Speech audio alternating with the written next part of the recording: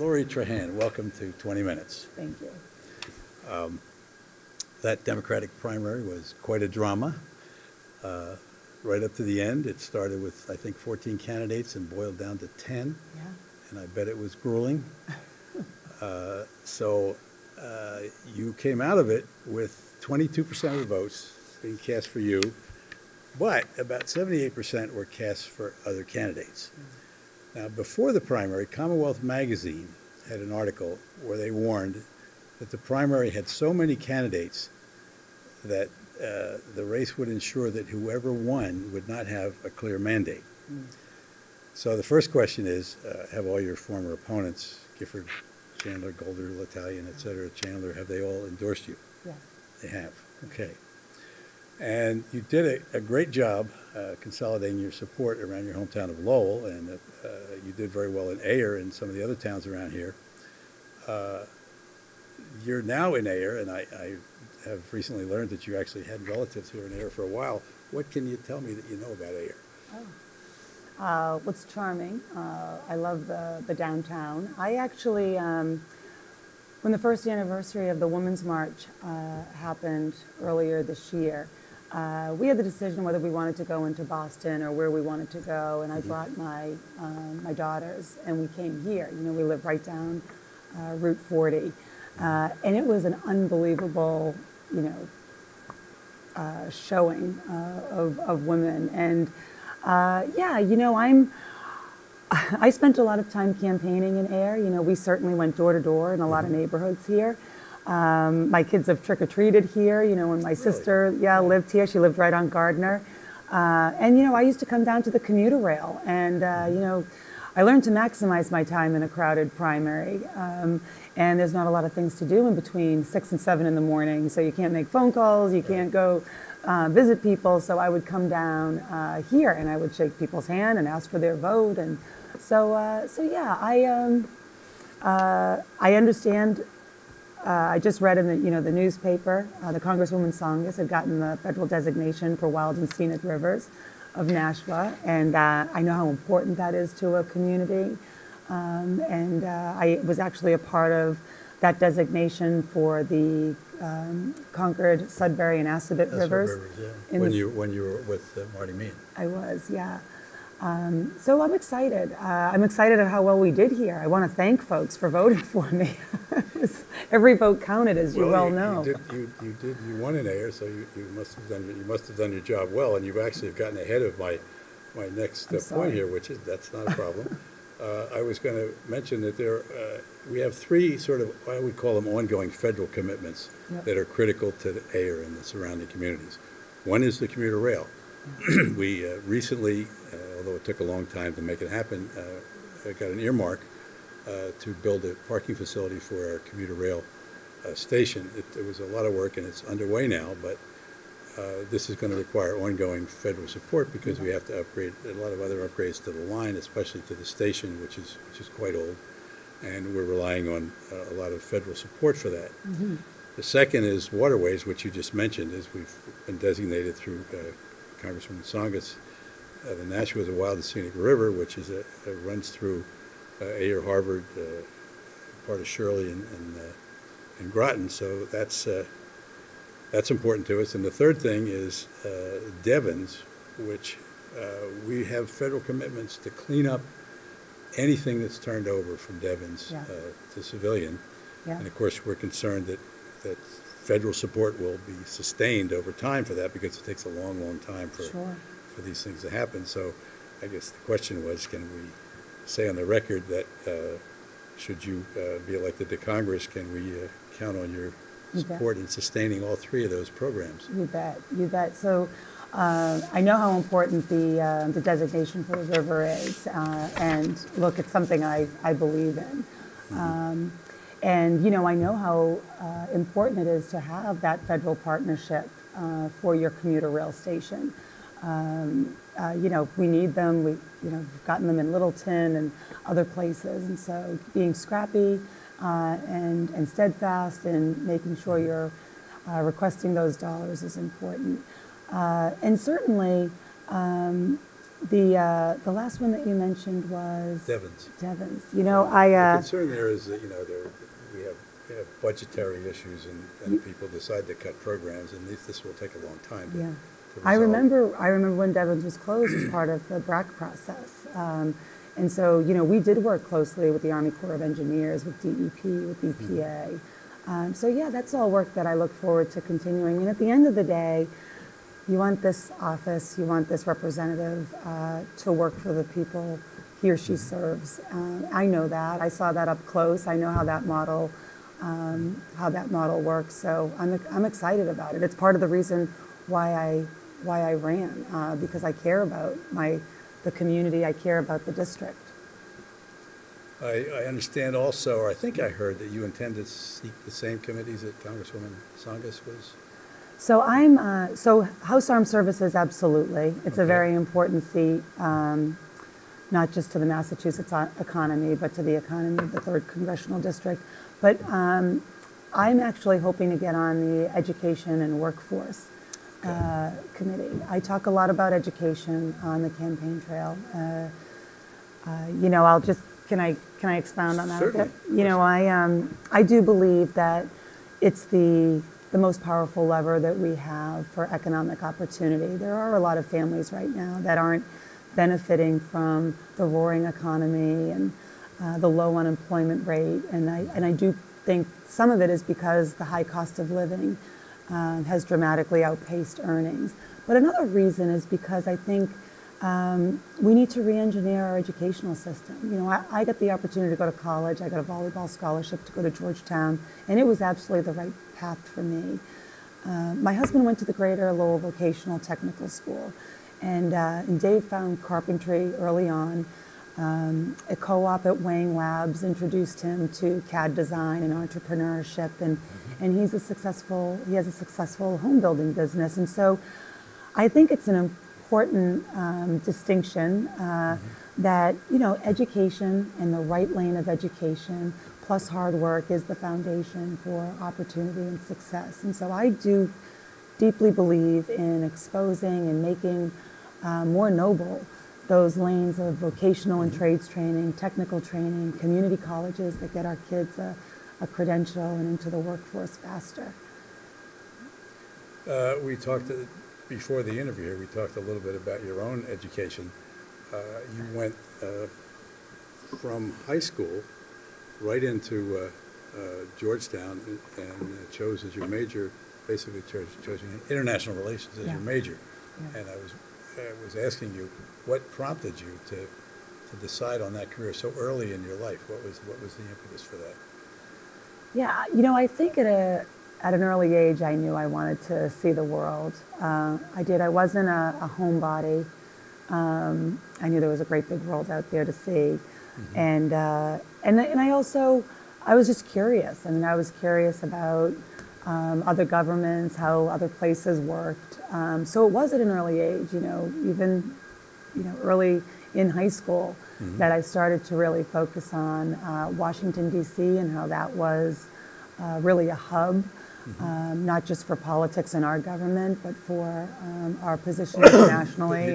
You didn't have family in government, or you didn't? No. This was just on your own that you arrived at these interests. It wasn't a family thing. No, I had a family friend that we're very close to that we would visit in Baltimore. They were in the military, and so I got to see Washington, D.C., as a kid once, hooked, I guess. And then as I started playing volleyball in high school, I played for a team that toured or played all over the country. And I got to play there. I got excited about playing volleyball at Georgetown. And thank goodness, because the tuition was pretty high. I couldn't afford to go there without that's right. You had a full scholarship. The scholarship, yeah. Okay, so you've partly answered this question already, but why do you think people in this part of the district, how will they be served by you serving as their representative in Congress? Yeah. I'm not unlike a lot of people who live here, and my grandparents came here from Portugal. My dad was a union iron worker. My mom worked multiple jobs while raising my three sisters and me. I mean, we were absolutely one of those families that lived paycheck to paycheck. And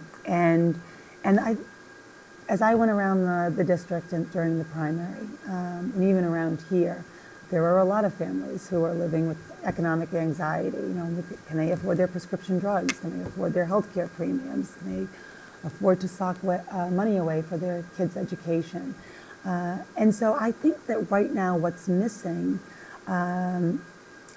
is more working class values down in Washington. I mean, it does feel like Washington sometimes is working for corporations or special interests, sometimes themselves, and not enough for working and middle class families. And so, you know, I was getting frustrated a little bit with Congress being deadlocked, too partisan. When I looked at the 2016 election, I thought to myself, and this is mostly from my work in the private sector because I've gotten to work across a lot of different industries, that when disruption happens, change follows. And I've never seen a more disruptive force than this president, than this administration. And I do think that these midterm elections is the change that follows. So it gives me a lot of optimism that change can happen. We do have a very polarized Congress is polarized. We have polarized government. If you're following Congresswoman Tsongas, Yeah. She was known for reaching across the aisle. Yeah. She worked a lot with, I believe it was Turner from Maryland. Yeah. She worked across Yeah. the aisle with. And I'm assuming that you aspire to that sort of bipartisanship. Have you, first of all, do you think that's going to be possible in the Congress if you're elected? Do you think bipartisanship is possible? I do. You do. I do. Have you scouted other members of the other party that you think you might be able to work with? You know, I have to be honest. I never get too far ahead of myself in terms of thinking who are the people who I likely will get to work with. But I know that there are people who are on the bipartisan working group in Washington. That gives me a lot of optimism. I also think whenever you have an opportunity where a critical mass of new people, I mean, look at the people who are running across the country. They're people who never ran for office before. They're running because they want, I think they want the same changes we want in terms of getting back to work. And so whenever you have that opportunity to join a new breed of leaders who are heading down, hoping to be effective for their districts, for the country, I think that that's an opportunity to build coalitions. So, you're right. The House Armed Services Committee is probably the most bipartisan committee in Congress. And I had the opportunity, when you grow up in a city like Lowell, I got to see the late Senator Paul Tsongas. I obviously got to work for Congressman Marty Meehan, and I've been able to, extract a lot of great advice from Congresswoman Tsongas over the years, and especially this year. And there are opportunities to work across the aisle, and I think you got to find them. I think sometimes it's hard to predict where they will be, but you have to be really persistent in trying to find common ground and get things done. Well, one of the issues that is already before the Congress is this issue of whether the leadership of the Democratic Party should change. And I'm not going to. I know that Nancy Pelosi is raising funds for you in Congress, so I'm not going to put you in an embarrassing position of asking you if you think she should stay, and you've been noncommittal on that in the past. But if there is a leadership change, would you favor a woman in leadership for the? Look, I think we need many, many more women serving in Congress. It's part of the reason why I'm running. When I looked at the demography of Congress after the 2016 election, I thought to myself, there's only 19% women still. We need to change that. I mean, better decisions are made when you have more women at the table. And there's a lot of issues that are affecting women. So of course I want women in leadership. I mean, right now when there's a meeting of the leadership in the Oval Office from both parties, there's only one woman there, right? And so I'm not being cute here. I've admired Leader Pelosi's career. I mean, she was the first woman speaker. She was a large part of why we have affordable health care. She's the big part of the reason why my dad, who has MS, a pre-existing condition, can live with the security of knowing that he will have insurance coverage. I mean, those things are important. So, but like I said, and I've said it throughout the campaign, I'm really focused on getting myself elected. I'll make that decision once I know who the candidates are.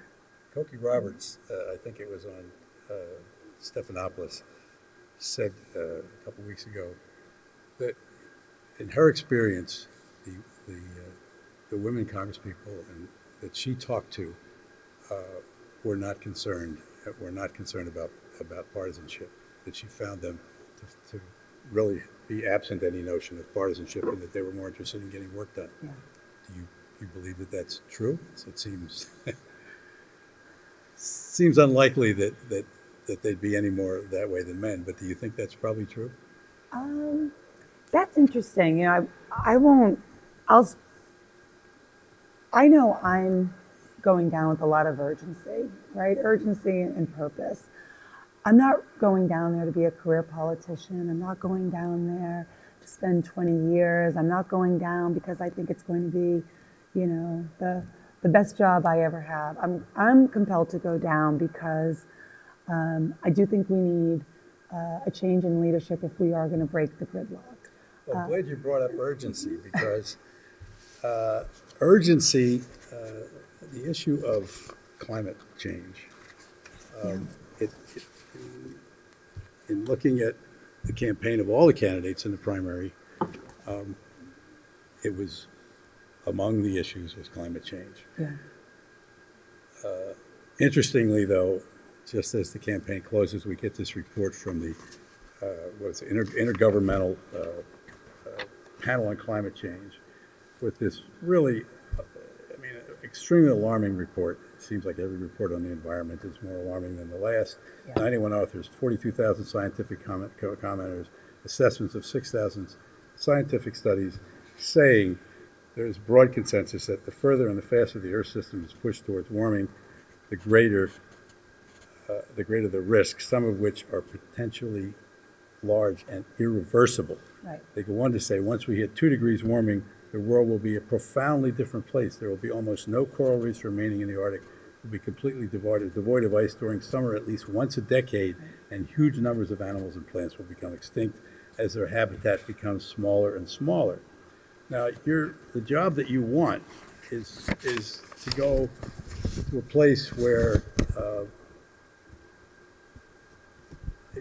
I think in this Congress, of the 180, there are 180 climate science deniers in Congress. 142 of them are in the House, 38 are in the Senate. The majority of Americans believe that this is a genuine threat. How does there get to be any urgency about this issue when there's so much resistance, so much denial of the problem in Congress? Yeah. Look, I think we need to return to believing facts and science. It's been the hardest thing to watch, I think, these last 2 years, is us turning our back on it. But there's a reason why people have turned their back on science, because there are these huge disinformational campaigns that dispute, the science or focus in on doubt about which has always existed in science. I mean, there's a whole fossil fuels industrial complex that is basically arranged against the scientific community. I mean, how do you get past that? I think we are going to see a change in November. I think it has to do with a lot of different things, but I think the environment is one of them. I mean, I talk about women running and how many, 40% right now. I think it's up to the candidates who are running are women. It's because they care about their kids' future, right? The environment is central to that. I mean, we walked away from the Paris Climate Accord. We've just walked away from our leadership on climate change. And, this part of the role of Congress is holding the administration accountable, having hearings to question policies and bring experts in so that, if we're going in the wrong direction, if we're gutting the EPA department, we can have a conversation about why and the consequence of that. That is what we haven't been able to do these last 2 years. My hope is, I think I'm joined by many, is if if we win the House, we have the ability to do that. We have the ability to question the policies, whether it's facing the environment, whether it's policies facing our foreign policy, whether it's adding $2 trillion to our deficit. I mean, we've got the ability to ask those tough questions. If there is a wave election and the Democrats do regain control of the House, there's a lot of discussion in Democratic circles about impeachment, delegitimization of Donald Trump as a credible and competent leader. Of course, the blowback on that from both Democrats and Republicans is the party shouldn't be giving reasons not to vote for Republicans. We should be coming with reasons to vote for Democrats. But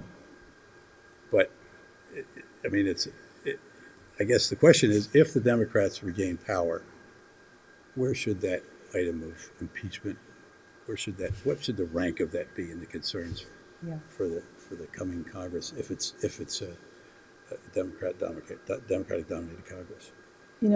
I've always said that I think people are fed up with how partisan Washington is, right? Whether it was the hearings we just went through with the Senate Judiciary Committee or the talk about, impeachment, it prevents us from getting things done. That's what Congress needs to solve. I mean, look, Should it be off the table? Well, no, I think we have to keep the investigation in place. We have to see what is in Mueller's final report. And then once you have that in front of you, a body of evidence, you make the decision whether we're going to have that vote. It is the role of Congress to hold. If there's been an abuse of power, it is the role of Congress to hold the administration accountable. But it's also necessary, I think, to go through these steps. You remember the impeachment trial of President Clinton. I mean, everything stops, right? There's nothing that gets done during that process. And so, it's not what I'm running on. I'm running to, fix Congress, to get sensible Republicans working with sensible Democrats to get things done, because when that doesn't happen, real families get hurt. Yeah, I wasn't accusing you of being one of the Trump impeachment crowd, but on the question, as long as we're talking about Democratic circles and also mentioning the Clintons,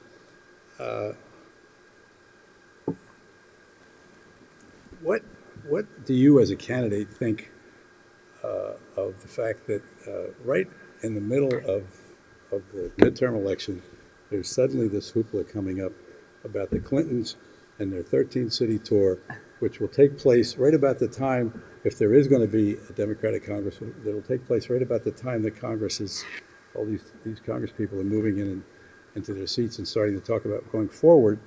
And here we have criticism from a lot of Democrats saying, well, we should be talking about the future, not talking about the past, which is what the implication about Bill and Hillary's tour is. Yeah. So, I agree. Look, I think the Democratic Party is at an inflection point right now. There are, I think this midterm election is going to be a major input to the future of the party. I'm a lifelong Democrat. I care about the future of our party and how we transition to the future. So, I think that Democrats have to band together.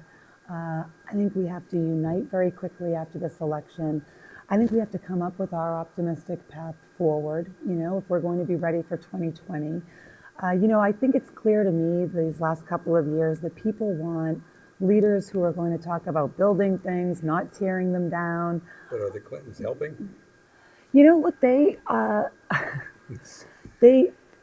I always find that you benefit when you've got diverse voices around the table. I may not have, agreed with everything that the Clintons said or Senator Bernie Sanders said, but, having diverse perspectives around the table should benefit. It should give you a better outcome if you harness it correctly.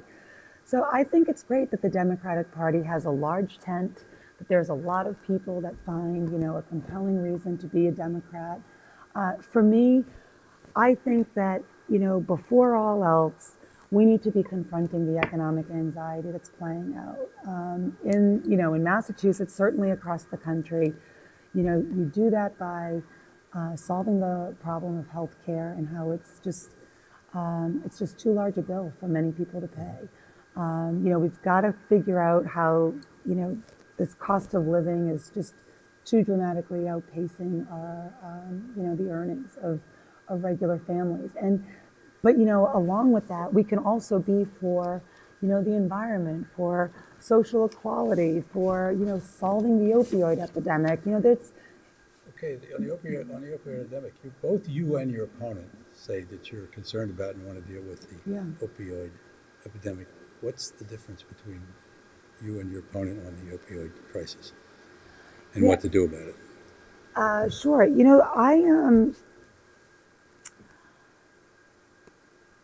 I think that we've got a lot of, good things to model. The state of Massachusetts has done a good job at capping prescription drugs, done a good job of investing in early education, prescription monitoring systems, and certainly treatment and recovery. We need more resources. I think this is a place where the federal government really needs to step up, help with medically assisted treatment, help with the availability of Narcan, recognize that treatment isn't just, 6 months to a year. It can be a year, 18 months, 2 years. I mean, it is about getting people on a track so that they're not relapsing and that they've reunited with their families and they've re-engaged into the workforce. And I think federal government has a role to play there. What about with the pharmaceutical companies?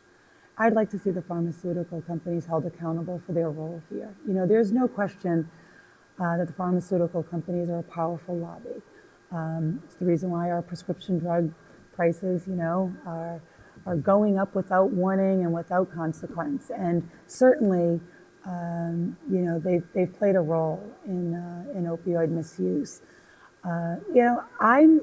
I talk with a lot of optimism here. I mean, look, when I was a congressional aide, the tobacco lobby was the most powerful lobby in Congress. And because they marketed their addictive products to young kids, we watched them go from the most powerful lobby to negligible.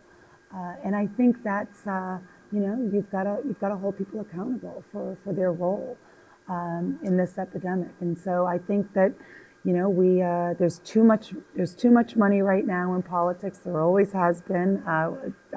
One of the things that I got to work on when I was down there was campaign finance reform. I'm so committed to continuing that fight. I think we have to continue to get the corruptive influence of money out of our politics. How do you make the climate skeptics lobby shrink like the tobacco lobby did?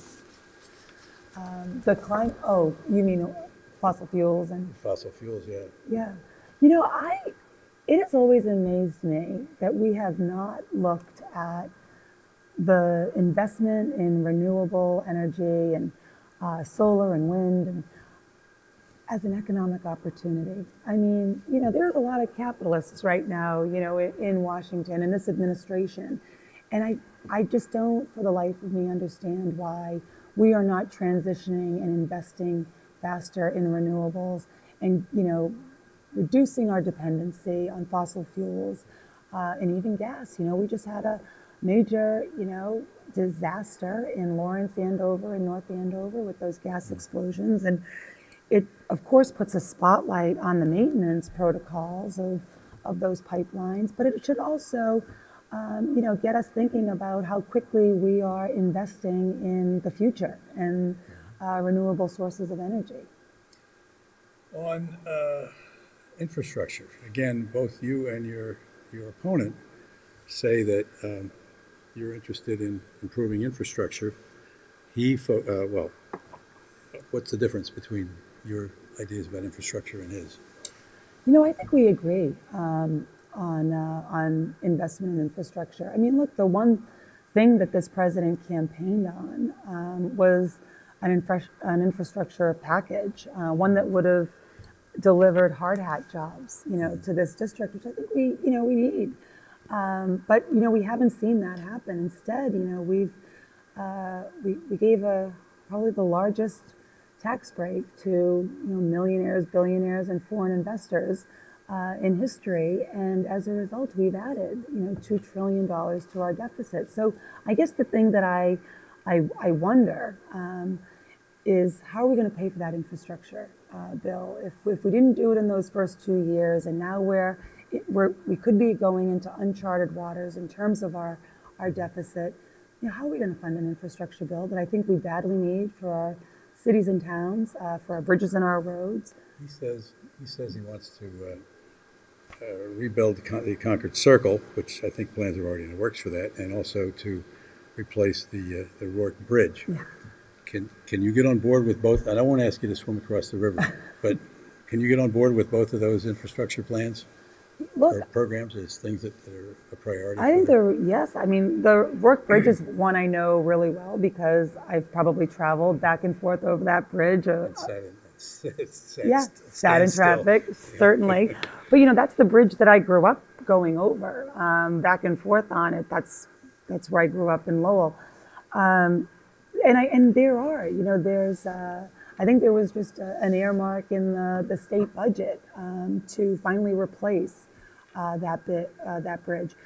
A big part of this job is working with state and local government and finding public funding sources. I mean, one of the things that gives me confidence that I can do this job well is that I've worked on economic development in our cities. For Lowell, for example, I was part of the team that helped bring funding so that the Songus Arena could be built, that the Riverwalk could be extended, so that we had a ballpark there. I mean, that's when you get state and local government working with a federal partner, you're all rowing in the same direction toward, a bold vision for a community, you can make things happen.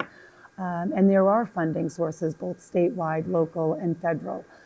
So yeah, I'm excited about, bringing that blueprint not just to the big cities of this district, but also to towns like Air. Okay, Affordable Care Act. Your website says, defend and expand the Affordable Care Act, which helps cover over 20 million Americans. Yeah. It says you will stand up to the Republican-led attacks that try to dismantle the ACA. You plan to build on the current success of the law and make sure no American is left uninsured. Yeah. Isn't the Republican-led attack pretty much over with? I mean, No. with the tax bill, there are no penalties now for enrolling. Right. They've gutted many of the features. Its utility is repeatedly denigrated by members of Congress. Yeah. And what I wonder is, do you propose rebuilding or trying to repair what is a really badly damaged act because you don't favor what some other Democrats are promoting, which is Medicare for all or single payer? Yeah. Look, I think we should always have as an aspiration, transforming our healthcare, making it universal. It's why I'm for a single payer system. I really do hope that I get to be a part of the design team that figures out the reliable funding mechanism, that we're not making too severe trade-offs on quality or access when we're designing that system. The reason why my website says what it says is because I'm also very pragmatic. And there are things, I do believe we are years away from that, especially in this political climate. We have been defending and protecting ACA since the day it passed. There are important principles in that bill that must be protected. We all know somebody with a pre-existing condition. I mean, it basically... Would they be protected with single payer yeah. and Medicare for all? Yeah, absolutely, absolutely. And I think... But are you opposed to those solutions? Okay. No, I'm not opposed to them. I just think that right now, I don't think that we are a year away from that, right? I just don't. Maybe that changes. And like I said, I hope I'm part of the architect and somebody who is at the table sort of designing that system. But in the near term, there are very real needs that people need to have protected and that we have to triage, right? I mean, one of the things that I've talked about on the campaign trail is, Medicaid for more. That could be having a public option that extends care to more people, extends coverage more people is in the near term what we absolutely should be thinking about. Now, I'm not, we have to figure out ways to bring our premiums down. We have to figure out ways to bring the price of prescription drugs down. I do know that those two things are hurting families. So I hope to be at the table, working tirelessly to figure out how to solve those problems, both short-term and long-term. Okay, other issues. Yeah. What about net neutrality? Do you support a rollback of the net neutrality limits instituted by the Trump administration? Yeah. Yeah. Good short answer. Okay. Charlie Baker. You gave Charlie Baker a grade of B because of his efforts to deal with the opioid crisis, which you said were okay, but not as good as they could be. That also earned you an attack from your Republican opponent, who said the governor was the most popular Republican governor in the nation, and probably earned a reputation because of his bipartisanship. And you're about to be on a ticket with someone who would like to take the governor's job away from him. Are you sticking with the B grade? And do you think the governor's tenure does make for a model of bipartisanship? Yeah, look, I remember the debate. It was my first debate, and I gave the governor that grade because bipartisanship is important. It's on the one hand, I wish there was more of it in Washington because I think we could get a lot done. I think during that debate, I said, I was proud and happy of his work on opioids and the leadership role that the state of Massachusetts. Do I agree with everything that the governor does? No, I'm sure you of don't. Course, I of course wasn't not. suggesting that. Of course not. Yeah. But it's. I gave him a B because I think bipartisanship and shedding this, getting dug in because of party affiliation and not getting to work. I don't think it's good for our country. Okay, so going back to Congresswoman Tsongas again, she did not accept a paycheck during the 2013 government shutdown. She didn't accept the paycheck, and she returned the money to the Treasury. Would you do the same if there was a shutdown? Not take my paycheck. Yeah. Yeah. Look, I love that about Congresswoman Tsongas. Yeah. If no one's getting paid, why should you? Okay. One other question about something on your website you have. I think it was a Twitter feed. Maybe it says, "The time has come for Brett Kavanaugh to withdraw his nomination, and for us to demand a new nominee. We are now facing numerous credible sexual assault claims and unmet demands for truth. It is not enough to simply slow down or halt the Supreme Court hearings. Too much is at stake to protect women's dignity and preserve our hard-fought rights." Well, he didn't step down, and he's now the 9th Justice of the Supreme Court. So where do you go from here? Look, I think that what I was most upset with during that process was it was Washington at its worst, right? It was basically so politically charged. It was so partisan. It became clear that it didn't matter what happened in those hearings. There was a race to the midterm elections rather than a diligent process to see if we were nominating the best person. I think that's what people hate about Washington. I'm, like I said, I think that that's going to play out in these midterm elections. I know I've talked to folks who are fed up. They're tired with partisan politics. I've talked to women who are afraid for the future of their kids. And what I say to them is, you got to vote, right? It's the single most important power we have in our democracy. But you're not part of the impeachment crowd. Oh, look, for the same reasons I said about, the impeachment of the president. That doesn't fix the problem down in Washington. It adds to it. If there's evidence that's brought to light, you look at the evidence that you have before you and you make the best decision that you have. But no, I'm hopeful that Washington can get back to work. Well, Lori Trahan, we've already probably exceeded the parameters of the show, which are 20 minutes, but that's okay. I have one final comment or question or, I guess, favor to ask, and that is, you told the Boston Globe that your favorite cup of coffee in the district was the Al Diner in Lowell, where you once waitressed. So here's a challenge for you. Okay. I'm going to paraphrase the Wizard of Oz. You're not in Lowell any longer. So would you agree to drop by, if you're elected, to Union Coffee Roasters in downtown on Main Street, Main Street. to assess the best cup of coffee in Ayer and join APAC in doing so? You bet. And I will tell you, I will not wait until the election. I will do so beforehand. I plan on continuing campaigning in Ayer just like we did last year, and I will absolutely go in and try that cup of coffee. Well, great, and we love to hear it. And thank you, Lori Trahan. Thank you so much, for appearing Harry. in 20 minutes. Thank you.